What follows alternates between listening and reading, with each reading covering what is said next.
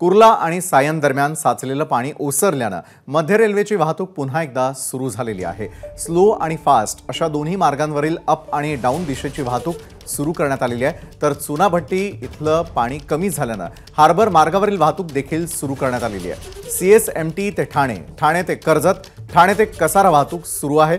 तर पनवेल ते CSMT ही harbour मार्गावरील वाहतूक देखील सुरू आहे। पश्चिम रेल्वेची वाहतूक देखील सुरू असून थोड्या उशिरानं धावतीये। अक्षय भाटकर आपले प्रतिनिधी या संदर्भात अधिक माहिती देत आहेत। अक्षय, खरं तर मुंबईची लाईफलाईन तिला देखील पावसाचा फटका बसलेला होता। सगळं काही सुरळीत आणि पूर्ववत होताना पाहायला मिळतंय। काय अपडेट्स आहेत या क्षणाचे? विशाल, दोन वेळा महत्त्वाच्या असतात मुंबईकरांसाठी, एक सकाळचा पीक अवर आणि एक संध्याकाळचा पीक अवर।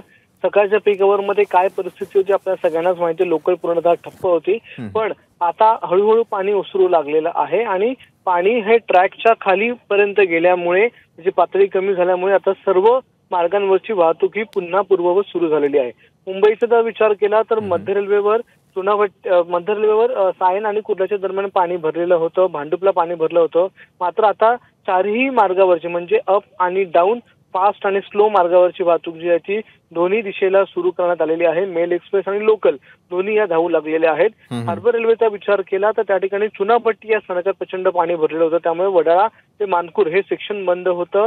आता मात्र पनवेल पासून ते वडाळ्यापर्यंत आणि थेट CSMT पर्यंत गाड्या सुरू आहेत। CSMT पासून देखील वडाळा, मानपूर आणि थेट पनवेल पर्यंत गाड्या सध्या सुरू करण्यात आलेल्या आहेत।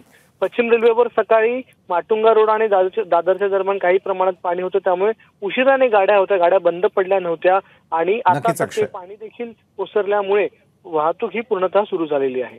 धन्यवाद आपण दिलेल्या सविस्तर माहितीसाठी।